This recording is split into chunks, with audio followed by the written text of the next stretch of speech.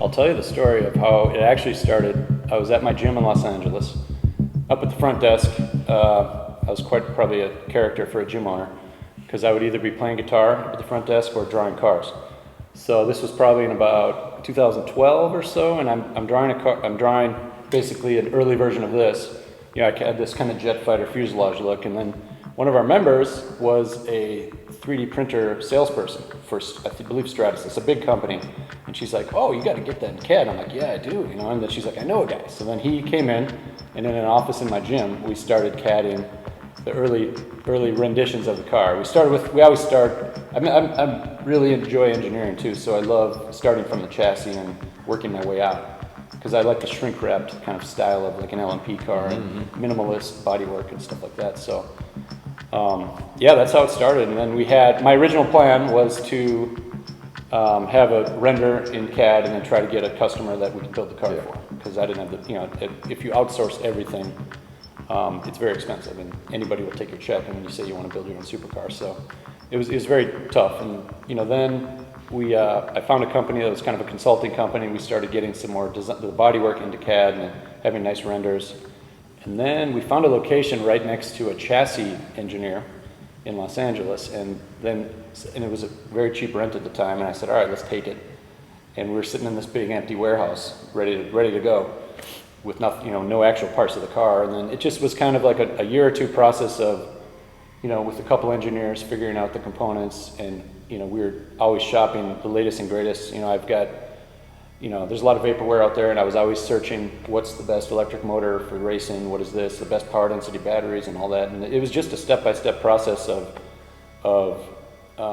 putting the team together. And we just want to be the most extreme. I love the concept car world, that actually this is a concept car that you can drive on the road, and people just, that kind of surreal thing that, you know, heavily influenced by like the Gandini Bertone design back in the early 70s, compared to the other road cars. You see this spaceship, and I just love that you know, we can put smiles on people's faces everywhere we go. So because we're driving this on the streets of Los Angeles and around Miami too.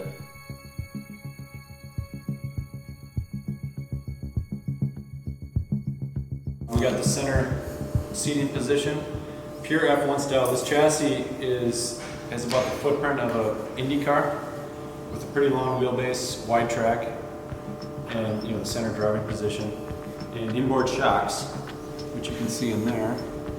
And the door is what we call double clamshell. It is a two-seater, driver in the front, passenger in the back. We did electric actuators for ease of entry and egress in the vehicle.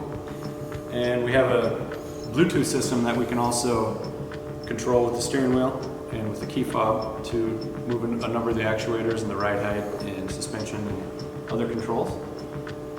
And we have a floating dashboard, which is quite unique. And the current guys with the 532 volt battery pack, it is about 1250 horsepower.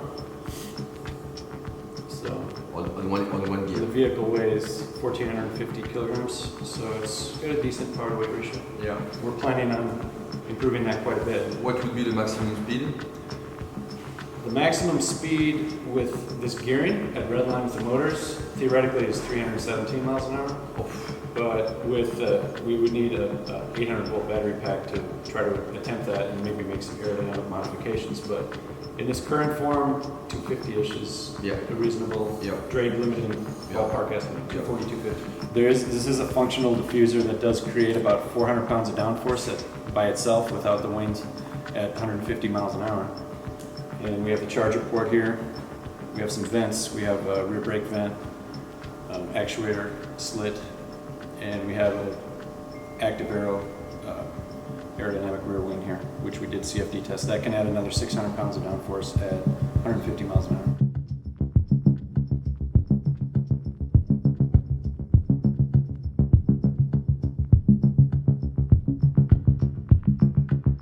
$5 to 10 years from now, I like to be still as I have no aspirations to become the next Elon Musk. Yeah. That's, I'd rather You never know, keep it but- niche. Yeah. Just like you say, I would rather keep it very niche and extreme